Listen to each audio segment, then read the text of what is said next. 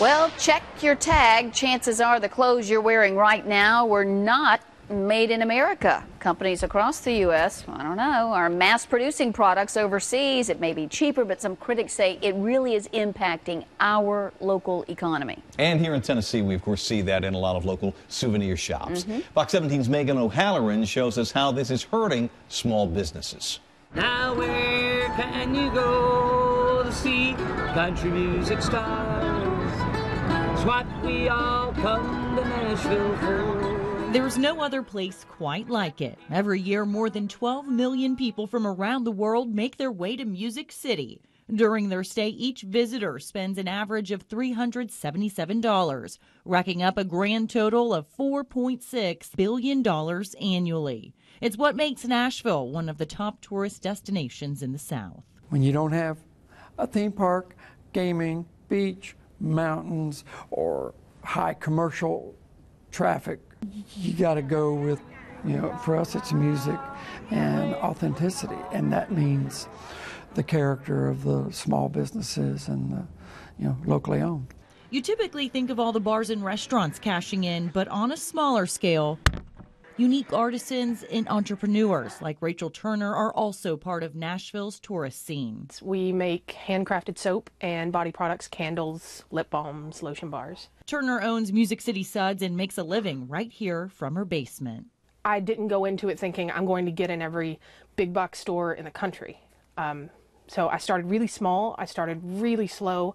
We're 5 years later and we just got our first employee. This mother and daughter duo, Robin and Lee, work from their home too, making jewelry, but they're doing it with a Nashville twist. Everything you see here is made by hand and made completely out of guitar strings. I do think there's a big movement now. People like the smaller, more localized, unique things. So I think that's helping. And right now they need all the help they can get. Both of these homegrown small businesses sell their original products in local gift shops everywhere.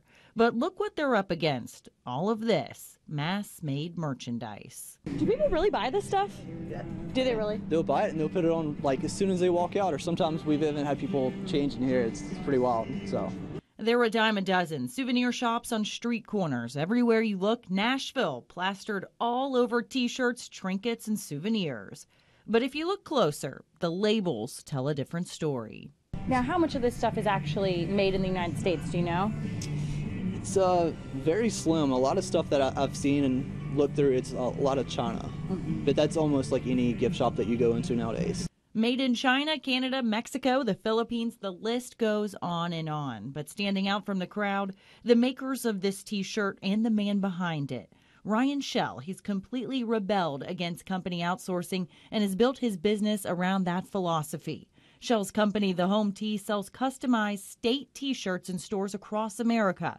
It's an effort Shell hopes will eventually catch on to support the economy and keep jobs local. It does become challenging when someone will say something like, well, your product is a few dollars more, and they'll kind of haggle you over that. But people don't understand the difference. All of our products are touched by other small businesses. And it just, it starts, we'll call it a small family that just starts to spread out. We talked to some of the visitors who keep these gift shops in business, and most of them said they wouldn't mind paying a few extra bucks to keep business here in the States. I pay the extra money for Made in the USA. Because we're proud to be Americans and we need to support ourselves and support our economy. And we make a better product. So is it a trend that will ever catch on? The folks who oversee Nashville tourism sure hope so. We haven't cornered the market on it yet. We still have some merch that it's made overseas, but every day we're getting better at it and closer to the offerings that say, this is Nashville. For the sake of small businesses, it would keep them from being outnumbered, outpriced, and overlooked. We don't want to be multimillionaires. We want to make a comfortable life for ourselves here.